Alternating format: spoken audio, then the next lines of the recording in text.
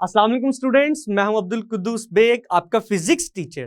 Dear students, आज के lecture में हम चैप्टर नंबर 5 के क्वेश्चन नंबर 5.3 और 5.4 के सॉल्यूशन को डिस्कस करेंगे।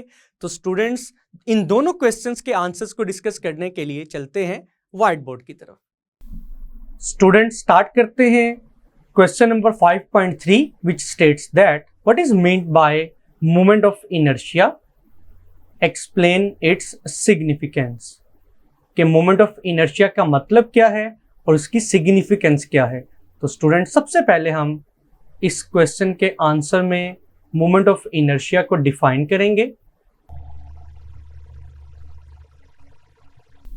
तो स्टूडेंट्स, जैसा कि हमने चैप्टर नंबर 5 में मोमेंट ऑफ इनर्शिया को डिस्कस किया था, moment of inertia which is denoted by the letter capital I is the product of mass m and square of the perpendicular distance from the axis of rotation। तो students, इसकी definition हम लिखेंगे। Moment of inertia it is the product of mass m of a particle and square of its perpendicular distance, जिसे हम r square से represent कर सकते हैं, and it is the distance from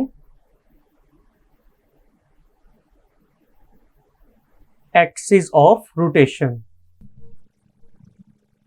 और स्टूडेंट्स, हम लिखेंगे मोमेंट ऑफ इनर्शिया और it is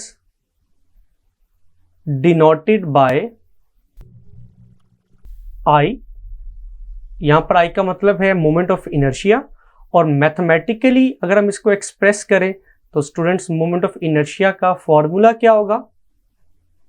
very simple students, जैसा कि डेफिनेशन में हमने बताया है, moment of inertia of a particle जिसे हम आई से रिप्रेजेंट करेंगे, it is equal to the product of mass m and square of the perpendicular distance from the axis of rotation.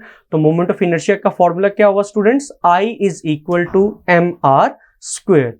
तो स्टूडेंट्स, हम लिखेंगे where m is the mass of the particle and r is the perpendicular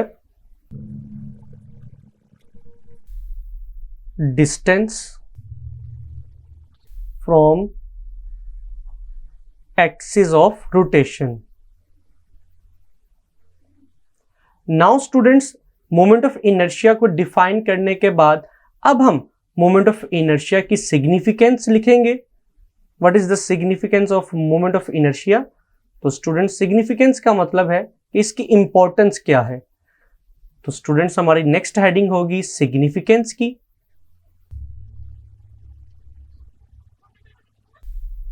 तो students, हम लिखेंगे, जैसा कि हमने पहले भी डिस्कस किया है मोमेंट ऑफ इनर्शिया के आर्टिकल में,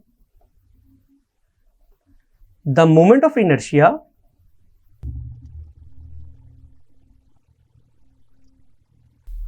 place the same role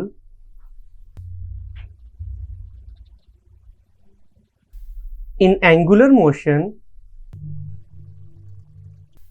as the mass in linear motion। इसका मतलब यही है स्टूडेंट्स कि जो किरदार मैस लीनियर मोशन में प्ले करता है, वही रोल, वही किरदार moment of inertia angular motion में प्ले करेगा। नाउ स्टूडेंट्स, इसके अलावा हम और क्या चीज लिखेंगे? As mass of a body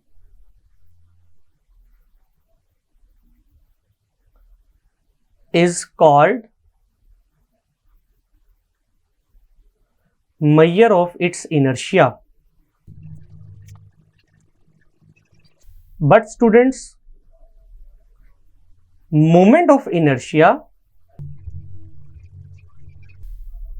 is the property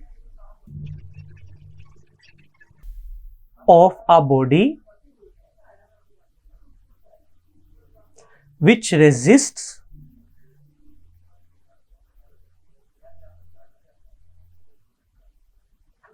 to change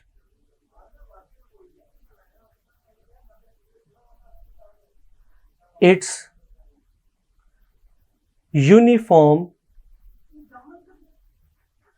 circular motion.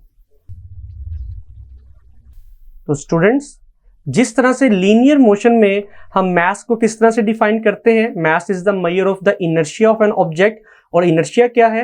Inertia किसी भी ऑब्जेक्ट की वो प्रॉपर्टी है जिसकी वजह से वो अपनी स्टेट के अंदर चेंज के खिलाफ रेजिस्ट करती है या अपोज करती है अपने चेंज को। अगर वो रेस्ट की हालत में है तो ऑब्जेक्ट चाहता है कि वो रेस्ट की हालत में रहे। अगर वो यूनिफॉर्म मोशन से ऑब्जेक्ट मूव कर रहा है तो इनर्शिया की वजह से उस ऑब्जेक्ट की कोशिश है कि वो यूनिफॉर्म मोशन, वो यूनिफॉर्म वेलोसिटी से मूव करता रहे। लेकिन स्टूडेंट्स, अगर हम मोमेंट ऑफ इनर्शिया की बात करें तो मोमेंट ऑफ इनर्शिया में same role moment of inertia play करेगा जो कि मास लीनियर मोशन में प्ले करता है। मींस कि अगर यूनिफॉर्म सर्कुलर मोशन में हम ऑब्जेक्ट की किसी भी स्टेट में चेंज लाना चाहते हैं तो मोमेंट ऑफ इनर्शिया उसको अपोज करेगा। स्टूडेंट्स, ये था क्वेश्चन नंबर 5.3 का आंसर, जिसमें हमने ना सिर्फ मोमेंट ऑफ इनर्शिया को डिफाइन किया बल्कि उसकी सिग्निफिकेंस को भी डिस्कस किया। स्टूडेंट्स, स्टार्ट करते हैं question number 5.4 which states that what is meant by angular momentum? Explain the law of conservation of angular momentum. तो स्टूडेंट्स, क्वेश्चन नंबर 4 को हम 2 पार्ट्स में डिवाइड कर सकते हैं। फर्स्ट पार्ट में हम एंगुलर मोमेंटम को डिफाइन करेंगे और इसी क्वेश्चन के सेकंड पार्ट में हम law of conservation of angular momentum को डिस्कस करेंगे। तो स्टूडेंट्स, स्टार्ट करते हैं इस क्वेश्चन के आंसर को। First of all we will define angular momentum. तो स्टूडेंट्स, जैसा कि हमने चैप्टर नंबर 5 में डिस्कस किया था, what is angular momentum? Angular momentum is the cross product of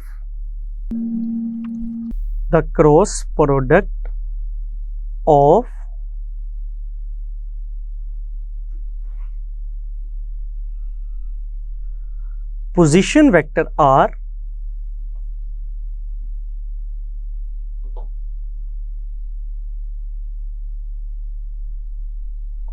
with respect to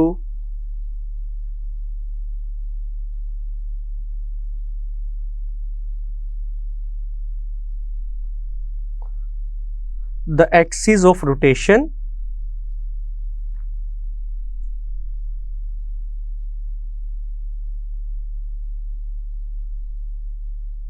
and the linear momentum p।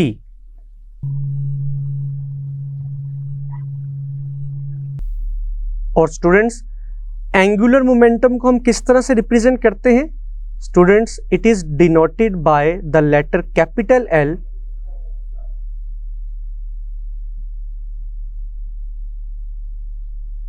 और students, चूंकि angular momentum भी एक वेक्टर क्वांटिटी है तो इसके ऊपर हम एक एरोहेड ड्रॉ करेंगे। नाउ स्टूडेंट्स, डेफिनेशन के बाद अगर हम एंगुलर मोमेंटम के फॉर्मूले की बात करें तो students, with the help of formula हम एंगुलर मोमेंटम को किस तरह से रिप्रेजेंट करेंगे? जैसा कि अभी हमने डेफिनेशन में डिस्कस किया है, angular momentum is the cross product of position vector r and linear momentum p. This is the formula for the angular momentum. और स्टूडेंट्स, जैसा कि आपको मालूम है, अगर हम क्रॉस को रिमूव करें तो हम लिखेंगे फर्स्ट वेक्टर का मैग्नीट्यूड, सेकंड वेक्टर का magnitude sine theta and N unit vector for the direction of resultant vector.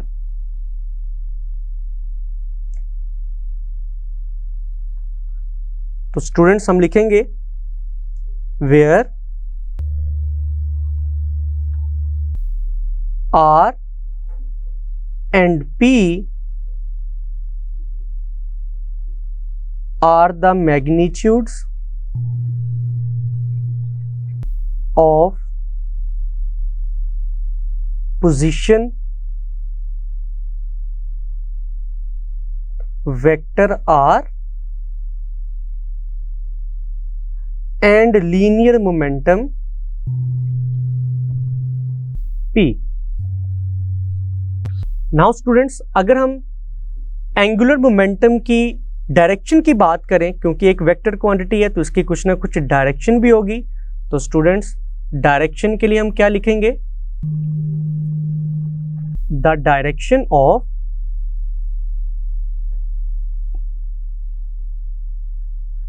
angular momentum L is perpendicular to the plane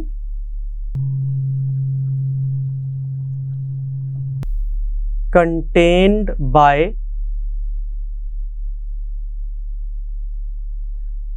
position vector R and linear momentum P.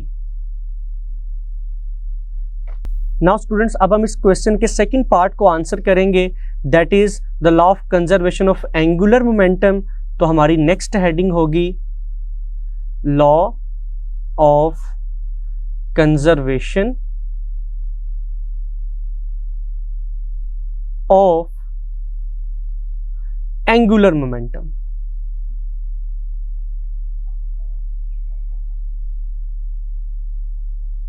तो student, सबसे पहले हम इस law को state करेंगे, means इसकी statement लिखेंगे। तो students, law of conservation of angular momentum की स्टेटमेंट क्या है? This law states that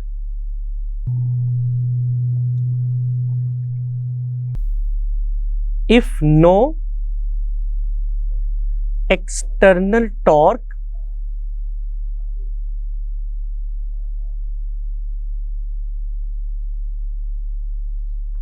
acts on the body or a system,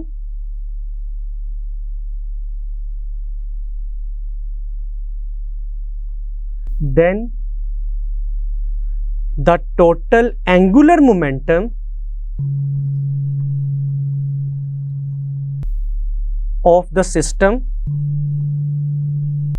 remains constant.